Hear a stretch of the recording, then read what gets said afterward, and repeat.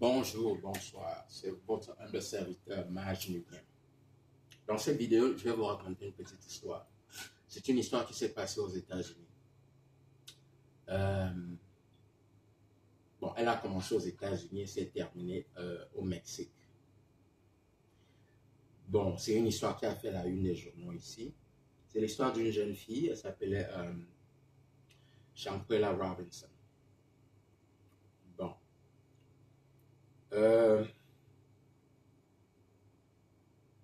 Elle avait une petite entreprise. Elle s'occupait des enfants, je crois. Les détails, vous pouvez le trouver sur le net. Je veux beaucoup plus insister sur le côté mystique. Elle est allée en vacances pendant quelques jours au Mexique. Et il y a une vidéo qui a fait le tour du net où elle était dans une chambre. L'une de ses amies était en train de la taper. Elle était toute nue. Et pendant son amie était en train de la taper, de la bastonner, les autres amis avec qui elle est partie au Mexique sont là debout en train de regarder.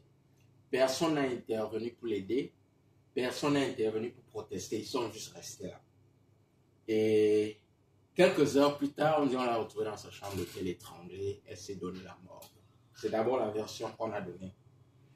Après investigation, on s'est rendu compte que elle a été... les rapports d'autopsie ont montré que, en fait, elle a été... On a disloqué sa tête, quoi. Je crois que c'était sa tête ou sa colonne vertébrale. Au départ, on a dit que c'était le suicide. Mais après investigation, on s'est rendu compte, non, c'est impossible. Les sévices qu'elle a subis ont été infligés. Pas seulement par un être humain, par plusieurs êtres humains. À la fin, on a fini par arrêter ses camarades avec qui elle allait au Mexique. Et elle est morte. Elle est morte comme ça. Ça fait les choux gras ici et tout bon. Moi, je vais donc vous dire un autre aspect de l'histoire qu'on n'a pas voulu mentionner. C'est normal, on ne s'occupe pas des trucs mystiques dans des cas comme ça. Voici ce qui se passe. Shanquella Robinson elle faisait partie d'une fraternité. Vous savez, ici aux États-Unis, oui, j'ai dit aux États-Unis, ici aux États-Unis, dans les collèges, dans les universités, beaucoup d'étudiants sont recrutés dans des fraternités. Ça, c'est pour les hommes. Et en anglais, on dit sorority, ça, c'est pour les femmes. Ce qui se passe, c'est que parfois, en sociologie, on dit l'homme est grégaire par nature. Il y a des gens qui veulent adhérer à quelque chose. Ils veulent se sentir faire partir de quelque chose. C'est comme si ça donne un sens à leur vie. Vous voyez un peu. Mais ce qui se passe parfois quand on recrute des gens dans des ordres initiatiques ou dans des ordres, dans des loges mystiques, on ne leur dit pas toute la vérité. Parce que parfois, les gens qui vous recrutent, bien les gens qu'on envoie pour vous séduire, c'est parce qu'on a vu en vous quelque chose. On a vu en vous, je vais parler comme le commandant des mentors, on a vu une grande étoile divine en vous.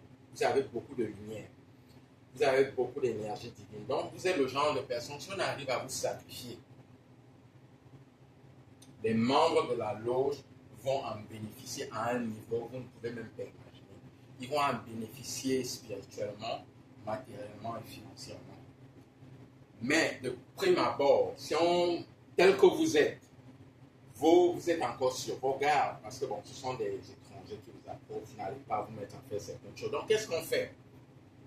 Dans le cas de cette jeune fille, c'est une fille, qu'est-ce qu'on a fait? On a envoyé d'autres filles la séduire, lui parler de oui, si tu entres dans notre loge, ceci, cela. Nous sommes tous à l'université, c'était l'université de Caroline du Nord. Si tu entres dans notre université, tout. Les raisons mystiques, c'est quoi? Il faut que tu entres d'abord. Ça, c'est là où tu perds ton premier niveau de protection. Parce que tu y es entré volontairement. Ok. Et de deux, tu te mets à prendre part à certaines activités. Pour toi, ce sont juste des petites initiations. Bon, ça n'a pas vraiment de sens. Bon, les loges sont comme ça. Bon, mais tu ne comprends pas ce qui est en train de se passer. Tu es en train de...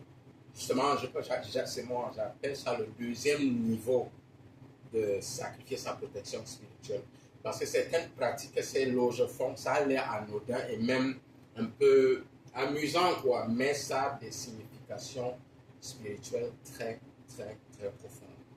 Donc, certaines choses que tu ne pouvais pas faire avant avec des étrangers, tu te mets à les faire avec tes sœurs de la loge.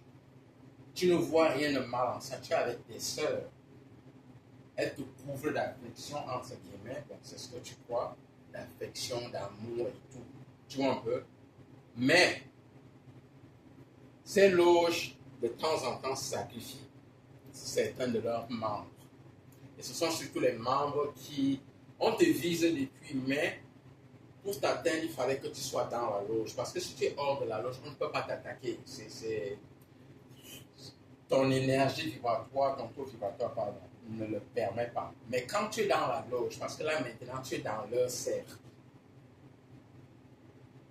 Tu es dans leur cercle. Tu es un peu comme, comment on dit ça, tu es maintenant leur gibier, quoi. Mais comme il y a aussi des procédés, qu'est-ce qu'on fait donc? Elle allait en vacances pour quelques, bon, vous savez, la Caroline du Nord, au Mexique, c'est quelques heures. C'est à côté. Les amis, qui a choisi ces amis-là? Et quand elle quittait la Caroline du Nord, tout le monde s'entendait bien. Celui qui a organisé même ce voyage, bon, il paraît que c'est l'un de ses ex-petits amis. Lui aussi, il est dans la même fraternité. Lui aussi, il fréquente la même université. Subitement, de tout le groupe, hein, on peut vous dire, elle était d'une âme, elle était généreuse, elle était gentille. Mais elle croyait que les gens avec qui elle étaient la même chose. Or, il y a des gens qui savent, ce sont des grands acteurs. Il n'y a pas plus grand acteur que les gens qui sont dans les loges, les gens qui pratiquent le mysticisme. Je sais de quoi je parle. Donc, j'en fais partie de. Enfin, je suis au club. Je ne pratique pas. Donc, elle arrive au Mexique. Subitement, les gens avec qui elle a quitté les États-Unis commencent à l'antagoniser. Elle se sent seule. C'est comme si elle est encerclée.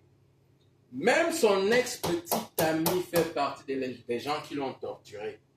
Bon, la torture a un but.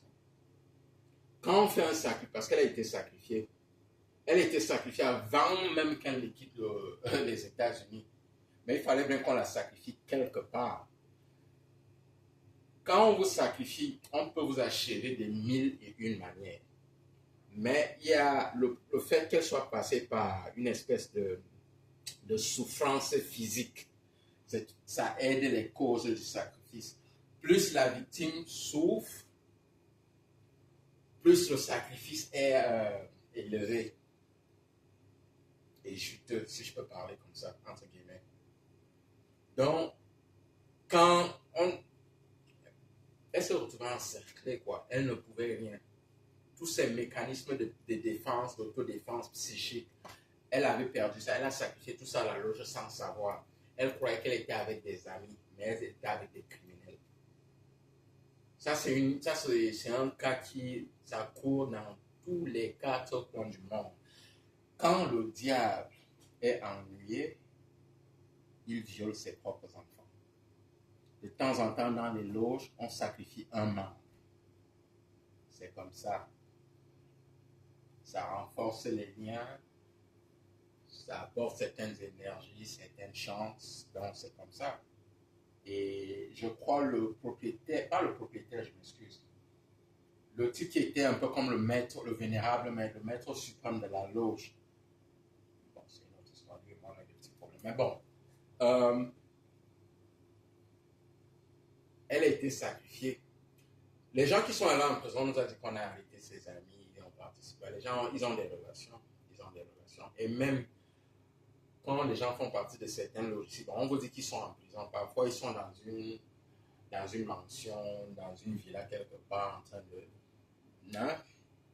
Puisque dans certaines sphères, certaines personnes qui font partie de certaines loges sont, c'est tous les secteurs d'activité, hein. Il y a des policiers, il y a des juges là-dedans, il y a des avocats. Donc, il y a des peines de prison, ou bien il y a des sentences qu'on donne publiquement, c'est pour endormir le peuple. Mais derrière, bon, c'est autre chose, on te libère. Je ne dis pas forcément que c'est le cas, mais bon, c'est un cas qui m'a beaucoup fait.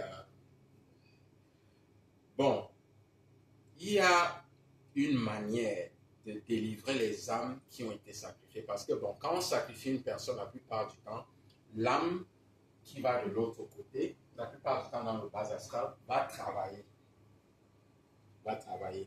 Bon, c'est à eux de décider, bon, dans quel domaine d'activité tu vas aller travailler de l'autre côté.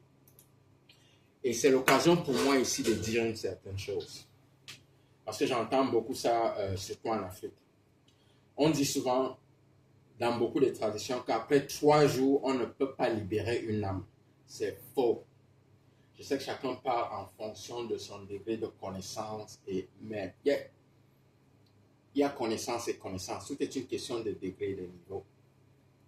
Peu importe le nombre d'années, de mois, de semaines après le décès d'une personne qui a été sacrifiée, on peut toujours la libérer. Le temps est relatif de l'autre côté. Tant que la personne est dans les géoles de l'autre côté ou est utilisée comme esclave, on peut la libérer. Même si c'est au-delà de 3 jours. Tout ce qu'il faut, c'est le nom de la victime, nom et prénom, date de décès,